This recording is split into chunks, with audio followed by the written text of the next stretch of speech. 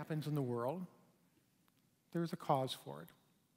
As you go about your daily life, you run into different activities and different events and different situations and different circumstances, and there is a cause for every single thing that happens in the world around you. Sometimes you're the cause. You cause good, sometimes you cause not so good. And a lot of times things are caused by situations and circumstances that are totally outside of your control, things that you can do nothing about. Say you're driving down the road and you get a flat tire. Now, if you're driving down the road on bald tires that you've had for 6 weeks, you caused the situation. You caused that emotional experience. If you're driving down the road and you run over a nail, then you didn't cause that situation. It was an accident, bad luck, lousy deal. But everything has a cause. And things in the outer world, sometimes you cause, sometimes they're caused by things outside of your control. Now we go to the inner world, inside your mind. The thoughts and the feelings that you have. Those thoughts and those feelings, the emotional experience you have, has a cause. And you are always, no exception, you are always the cause of the emotional experience you have inside your mind. You are always responsible because you create your reality. Now here I must clarify, a lot of times in Unity people think, I create my reality. So if I'm driving down the street and a car runs into the side of me, somehow I caused that. And that's not it at all. That's just an event. That's an activity of life. We don't have control over life. Trying to control life is like standing on the seashore and trying to control the waves that come and go, or shouting at the sun to lower its heat. Lots of things we don't have control over.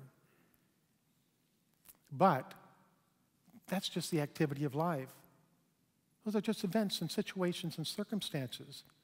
The experience or the reality is what we create in regards to how we react to what's going on outside of us. We create the reality of our lives. We create the emotional experience. Nobody else can do that. Sometimes when we get angry, we think somebody else did that, but nobody else can. Now, an emotional experience has 3 steps to it. The first one is perception. Through our senses, we perceive what's going on outside of us. The second one is a definition of what's going on outside of us, or thoughts that we bring together to define the activity around us. And then the third step is feeling. We determine how we feel about the definition of what's going on outside of us.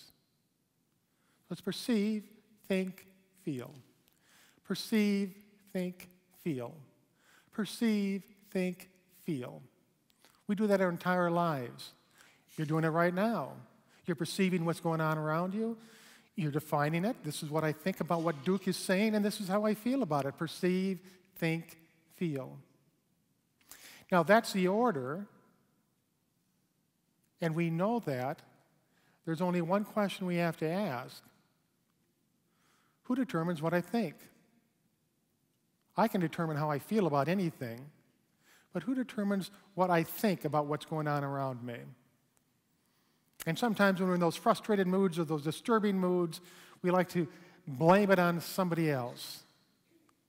We like to say, he did it, or she did it, or they did it, or that did it, or it did it. We call it getting our buttons pushed. So the question that we have this morning is, who pushes your buttons? Who has the power to do that?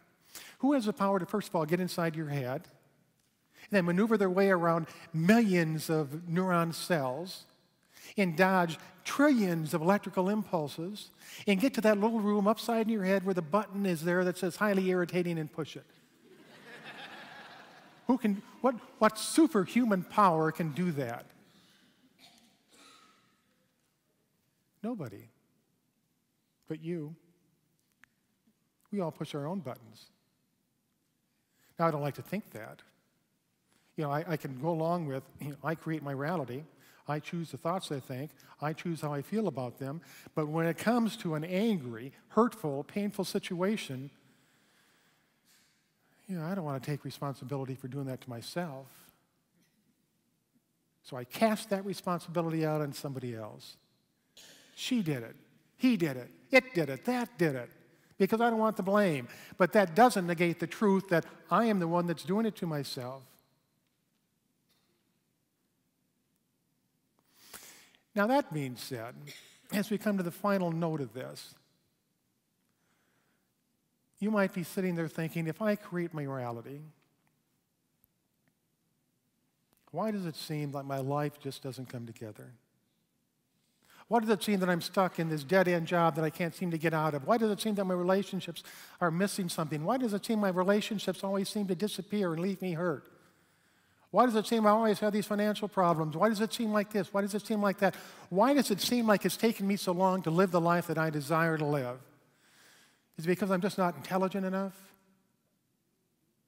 Is it because I'm not good enough? Is it because it's just not in the cards for me? Is it because my past has jinxed my future? And the answer to those questions are no, no, no, and no. There's nothing wrong with you. There's everything right about you. We have some control over our lives. We have none control over all of life. That's the first thing we need to learn. We can't control what's happening out there, but we can definitely control what's happening in here, and that's the experience of it. And that begins by taking responsibility. And I know that's a tough word at times. Taking responsibility for every single emotional experience that we have in our lives. You and you alone. It's nobody else's responsibility.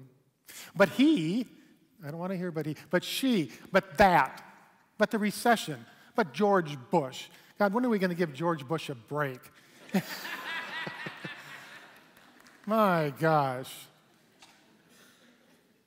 I ran into a coffee table about a year ago and hit my shin, and I blamed George Bush for it because my mind was on something else. But it's nobody else. It's nobody else but us, each one of us individually, in charge of our life, the possessor of our life, the one that is endowed with the rights, the certain inalienable rights to life, liberty, and the pursuit of happiness, and given everything that we need to create that within our world. You only have one life on this earth as you. It does have a beginning, it does have an end, and in between, it's all up to you to create whatever you want. So the next time you think your button is getting pushed, you get up real, real close, and you look to see whose finger's on that button. It's going to be yours. And you can take it off. Now, there's a big difference between knowing and believing. Believing is, I have the power over my thoughts.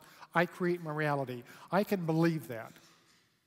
But then I go along and something bad happens, I doubt it. I think somebody else has the control. That is believing. But knowing is once you experience it, you have the knowledge of it. And all we have to do is the next time that common button gets pushed, whether it is anger or whether it is self-pity or whether it is some sort of despair, that is the time to stop and say, I take responsibility for this, and I'm not going to do it. And once you experience that power and that control, then you know. And when you know you can do it, you'll do it again, and you'll do it again, and you'll do it again. And slowly but surely, you move away from all of those attitudes and those thoughts and those feelings and those perceptions that we don't need to do anymore. So as we go into meditation, just think about that. This is you. This is your life. You can do whatever you want with it. And we're going to get centered, and we're going to go into a place of deep peace and deep serenity, and we're going to grasp that as the truth of our being. We now go into meditation.